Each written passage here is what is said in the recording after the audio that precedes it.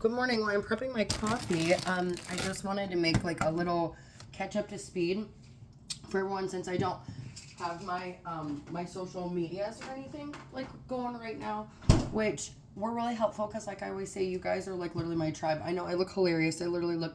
I had to take out my hair extensions today so that I could like wash them and like beat them back in. So that's what I look like, all old and bald, right? Hey. Anyway, so I came here today to tell you that anything that I interviewed for at all previous to today, none of that came to fruition. None of it came to fruition. Okay? Don't know why. Okay? There you go. So today I had an interview scheduled for I have two like pretty solid fucking dream job interviews going. I have several people like looking at my application and requesting interviews right now, but I don't even get excited because yesterday I had a dream job interview yesterday, but I won't know anything till for a long time. No one in Florida moves with any fucking sense of urgency. At all. At all. No one has a sense of urgency. Everything will be done in 6 to 8 calendar business weeks, including but not limited to the last 2 lunar cycles, and add in Hanukkah and like maybe fucking Easter. Okay? So I said what I said and I'll die on that hill. It's ridiculous. I'm from the north. We do things. We get things done. You want to do things, we move along at a timely pace. Right. So I had an interview for a med spa yesterday, being an assistant to the front desk. It's hard to get in. All of my background aligns with my next level of career transferring into working into med spa services.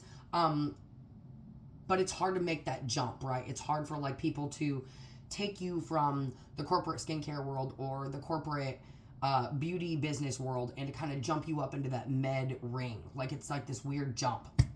But I have some people kind of supporting me resume wise that were fortunate enough to make that jump. So they've kind of assisted me and like backed me up a little bit on those as far as like references. So that was yesterday. I don't know. We just keep it trucking here because these interviews can go, they all like go amazing. And then all of a sudden you'll just be like, oh, I don't even know what happened. So I've tried not being Laura. I've tried being Laura. I've tried a little bit of both. I've tried acting like I don't give a fuck about what job I get. Like, I'm not even interested. I'm not kidding. I'm starting to think you just need to act so uninterested. I've tried acting like I will be the next brand builder that they ever came up with. I've tried not asking any questions. I've tried asking every questions. I prepare with ChatGPT. If you don't know what that is, shame on you. Do yourself some service in your own life and check that out. It'll run your ship. I prepare in every way a person can. I research the company, how my needs directly align with the roles of the background. I ask all the right questions. I ask what a typical day looks like. I ask all the things you can. I'm just trying to help myself here. I'm watching myself on camera. Like, Jesus Christ. Already, that's a little better. See? Tips of the camera. Look at how much skinnier I look. Height. Stretch out. Cool. There's your freebie from me. Don't act like I never gave you any freebies. So then I was supposed to have an interview. Okay, so yesterday was med spa. Don't know. Onward and upward. Then I interviewed for a salon-centric position, a key holder position. I thought, oh, that'd be amazing. So I called my little hair girl back home who used to be one of my students, and she vouched for me. We're still super cool. She's great. Shout out to Jasmine. It sounds like she put a plug in their ear for me. And then this lady's like, oh, yeah, I was thinking about getting interviews in here the week of, what did she say? The week of February 13th or something. And I'm like, okay. So onward and upward that one. So I interviewed for that. Okay, don't know. So that one will still be in limbo. Today was supposed to be Shaka Body Art, the one that you guys probably saw me posting about saying I have to get to this interview. I have to get this interview. I have to get to this interview. That is a dream job. It's a beach job, and it is at this place called Shaka Body Art. They do hair tinsel. They do henna tattoos on the beach. They do just like a bunch of like literally directly aligned with my vision, what business I was trying to get into before I went broke and couldn't afford the permits out here in Florida. So that's cool. I think it'd be a great deal of exposure. So if I can convince them that I'm not a threat of competition eventually, because I'm broke, then hopefully I can get them to hire me. But here's the problem in Florida. If you ask for any accommodations to your interview, anything. If you're like, hey, I'm going to be 1 minute late. Or, hey, is there any chance that I could wear yellow instead of pink? I'm being really facetious, but it's like that little. It can be like a little accommodation request, and they drop you on your ass. So, because you see how hard it's been out here for me. So I wasn't trying to move anything. But an Uber to get out to Siesta Key from where I'm at in Sarasota is like $30 each way. So $60, I literally do not own $60. Not at all. I don't even own $20. So that's a lie. I own $30 that I got from somebody who donated it to me for the Uber. But then I was like, how am I going to get home? So I really would have walked. Are you ready for this? Where I live in the Meadows is 5 hours of walking from Siesta Key, which is really like 40 minutes by car. And that's because it's like high season. So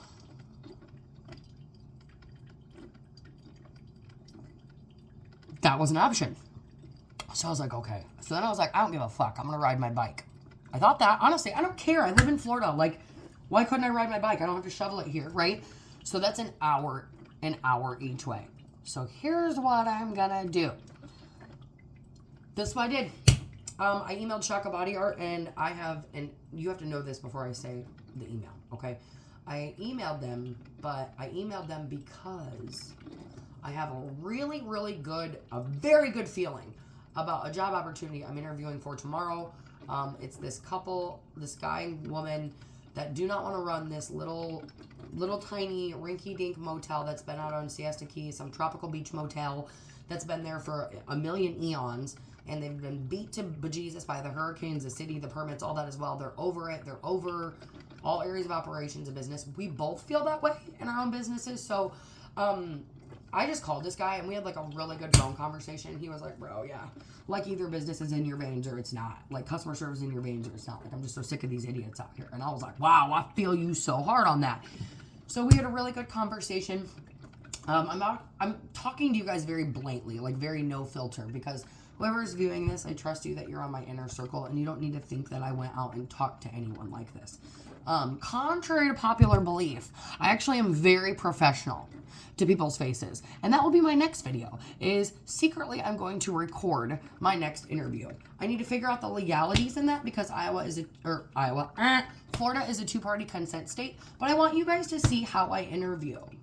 I want you to see it, because I think everyone thinks like I'm just this chaotic mess, and that this is what I present to people, and it's absolutely not.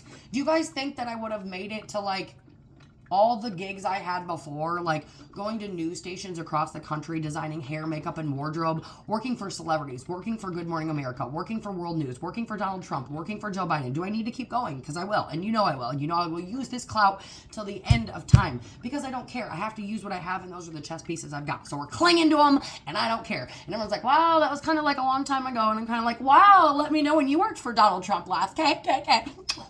Anyway, so I have this interview at this motel tomorrow that's also out on the Key. So I'm like, okay, I'm not coming up. That'd be literally $120. 30 is 60. And then to go back with her tomorrow, 2 blocks away from where I was supposed to go today, 30. So 60 is 120. I know I do hair, not math, but whoa, $120 to get to Ubers to interviews that they may tell me like 6 to 8 weeks before I hear anything? No way. So I emailed Shaka Body Art, and this is what I said. I used my psychology.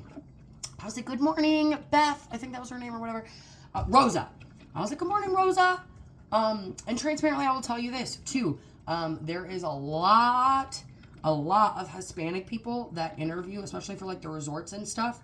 And they are mean as shit to the white people. Sorry. I can prove it. So I'm in this experience, and this is my experience, and I don't want to hear that you don't believe me, because I don't care. They're rude as shit.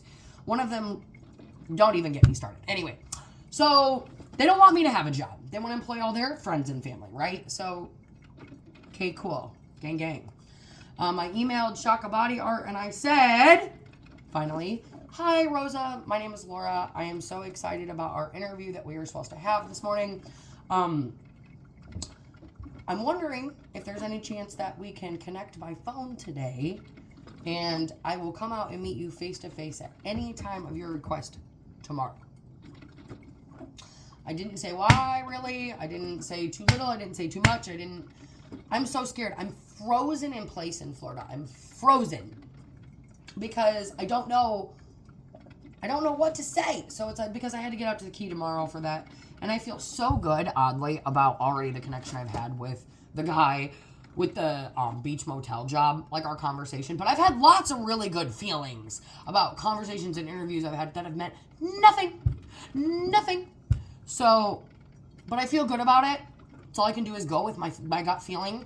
And Brittany and Jesse, two of my very best friends that are a couple that have literally supported me through this entire nightmare, gave me $30 and said, try to make this work for your Ubers, because that's all they had too. Like, these people don't have any more than I have, really.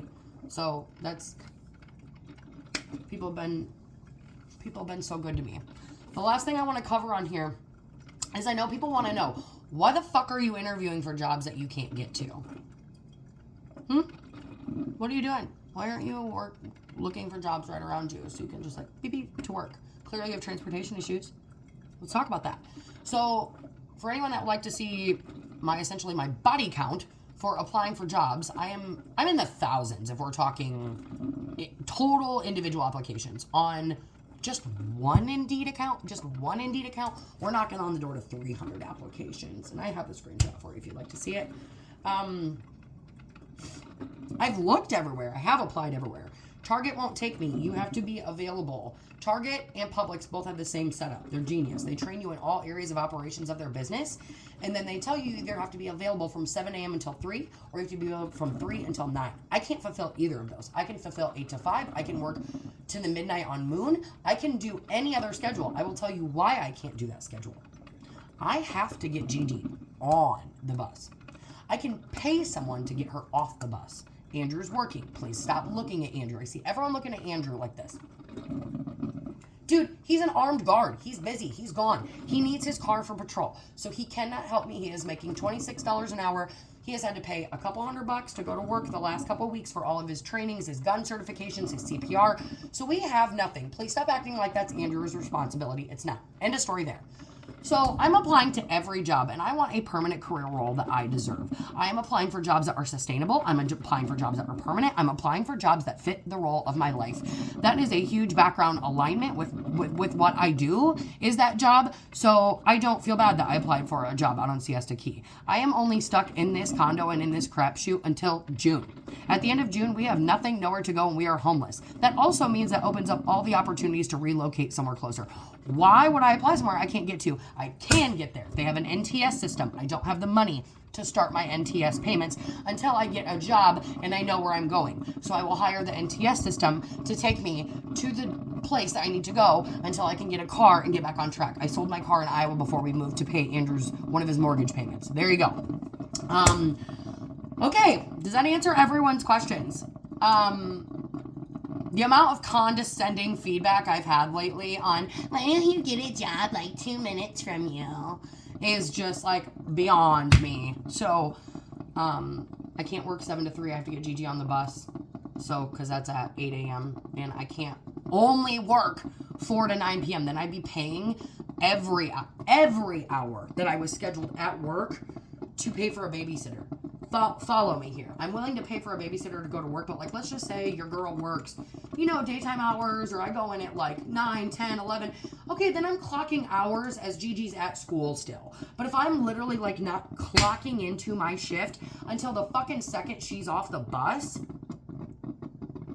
then I'm literally making, $1 an hour to go to work, because Target was $16 an hour to start, in case you wanted to know, and so was Publix. Actually, Publix was $14.50. So, and the babysitter I have is the cheapest babysitter in town, and there are no after-school programs for Gigi because she's 4. She's 4. They don't do it for preschoolers. So, the babysitter that I can find for her is the cheapest one I can find, and she is $13.50 an hour. I'm not going to work for $2 an hour to pay taxes. We're not.